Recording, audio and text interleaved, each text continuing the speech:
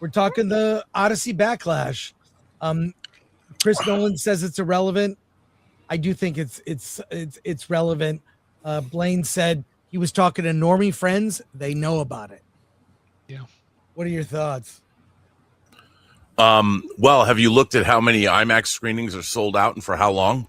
Yeah, like weeks in advance. In advance. The IMAX. Look, yeah. Well, the IMAX 70 millimeter. Well, yeah. I mean, I'll admit that that's a special screening, and people are eager for that. Yeah, it's all the other screens.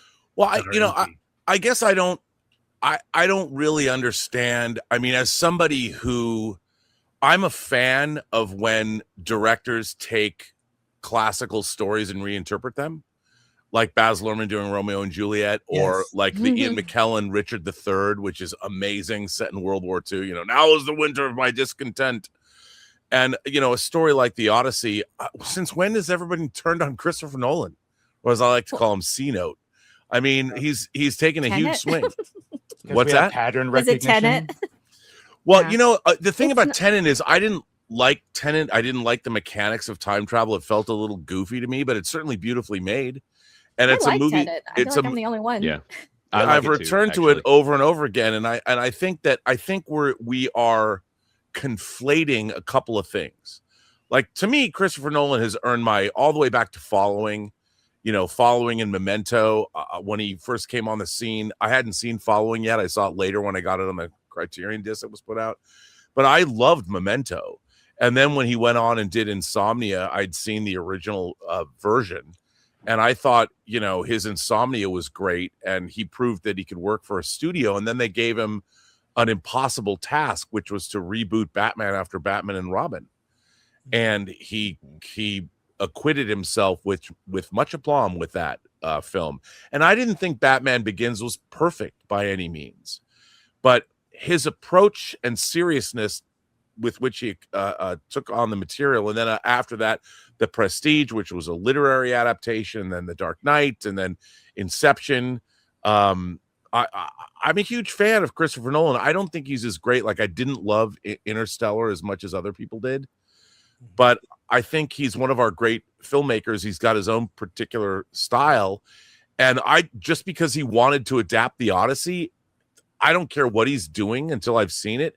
It piqued my interest, and I'm willing to sit down. And it's the first movie ever shot entirely in IMAX. Yeah, 100%. That's great. I mean, you bring up Baz Luhrmann, right? I love that version of Romeo and Juliet. That is a reinterpretation of it, and you can absolutely tell that is a reinterpretation. Yeah. Of it. Like that is something that is extremely different.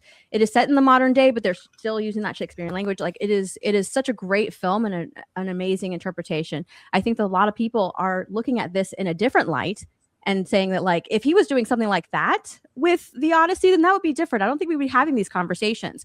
But he's gone out there and done all of these interviews, and I've watched almost every single one of them, saying how he wants to honor the text, how he's going the extra length to make sure that everything is accurate. And then you have these castings and you have all of these changes that he's making. So he's going out and saying one thing but doing another. And I think that that's why a lot of people have issues with what he's doing with the Odyssey. Yeah, like what do you always say, Rob? Authenticity is the currency of the day, and this doesn't feel authentic at all. This does not feel authentic to Greek mythology, Greek lore. What Homer was doing, he's kind of taking his own. He's doing parts of it, but then he's say, okay, we're gonna have Lupita as Helen of Troy. Like those types of things is what's rubbing people the wrong way, because it doesn't feel authentic to what we thought we were going to get an authentic retelling of Homer's The Odyssey, and it seems like everything but. So I think that's the big problem with the backlash. That's where the backlash is coming from mostly. But I just see it as like it's Ray Harryhausen doing Jason and the Argonauts. It's a different. Homer's story was we don't even know. It's not like it's history. Well, it is. That's what mythology is. It's a fantastical telling of known history. And this one is specifically for the Greeks, because mythology and I think what people are picking up on is the fact that, boy, it just seems like people's culture are only important when it's not Western and or anything white adjacent. And then it's for everything. And why don't you just trust it? But if it's anything else, well, it's super, including Lupita admitting that she didn't do the Woman King because she didn't think she was right for the role and she wanted that mythology to be upheld. So just very interesting on what we have standards on. But to be fair, the entire world itself was much smaller back then. And it's like we talk about the Greeks as if we knew them. And you're looking at thousands of years of previous history, and the Odyssey and the Iliad was an oral story that was passed down before it was ever written down. And I do love oral, but it is still fucking the mythology of the Greeks. And we have genealogy. Yeah. We can absolutely tell what they look like. And I promise you, they didn't look like Lupita. It's just years of this. We're all tired of it. But I would have to say, if you look at the geography of the area of the world that we're discussing, yes, even the Greeks, I mean, you only have an interpretation of the world that was given to us by actually a small number of people that live there. Sculptors and artists and things like that. It's not like we have all this video. And if you think about if you look at how close, say, Greece was to Africa, you are fucking doing all the Olympics to get this. I'm not doing all the Olympics. You guys are talking about it from 2,000 years into the future. And I'm just saying that this is a story that is fiction. It's always been fiction. It is mythology, and there's a big difference between fiction and mythology. Yeah, there is. Don't you think there's a big difference, because mythology is baked into someone's culture and someone's history. It's not just something they just made up out of the top of the dome. Like mythology, to give these arguments Norse on mythology other things. is based on the people from that region, and you don't just kind of say, "Well, that's just fake." No, it's part of their culture, part of who they are. I'm with you. But it's not just fiction. Like Black Panther is fiction. But it is fiction. I mean, this is a story that has gods in it. It is, but at the same time, it's baked deeply into the roots of a country and of a nation and of a people. They've also found the city of Troy. It's their mythology, and I don't think you should just jump in and just say, "I'm gonna do whatever I want with it," because it didn't really happen. I don't think that's the approach that you take. Wait a minute. So we're being legalistic about something that happened 2,000 years ago that we have all we have is the remnants of history, and we're now calling on somebody. Fiction is an expression of an idea, right? A mythology is an expression of culture. Right. That's the difference between the two. Yeah, I can tell you, if you did this to the New Testament, to the life of Jesus, people would be up in arms. Well, yeah, that's because the New Testament is only one book, but we have many different interpretations of history. Right, but you're not going to go around race swapping the one book. Well, setting the fantastical elements of the story aside, was there a Troy? Was there a Trojan horse? There was a Troy. They have found the city. It's been rebuilt 7 times. Okay. They found it, so it's real. We told them that this would happen. 10 years of making characters gay who aren't gay and different ethnicities and pushing this fucking message. All it does is do a disservice to the very people.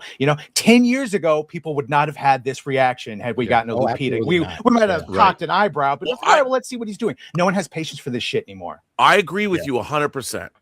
But let me ask you a question. This is a real question. Okay. Is King Arthur real? Was he a real historical figure? I actually do think there was a historical King Arthur. Yes. Okay.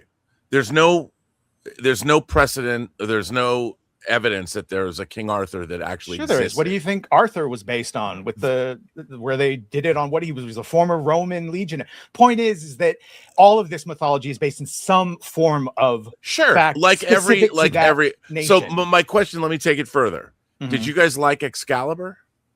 Loved it. Epic. I love it too. I mean, there is nothing in Excalibur that has any bearing on any physical reality that ever existed ever.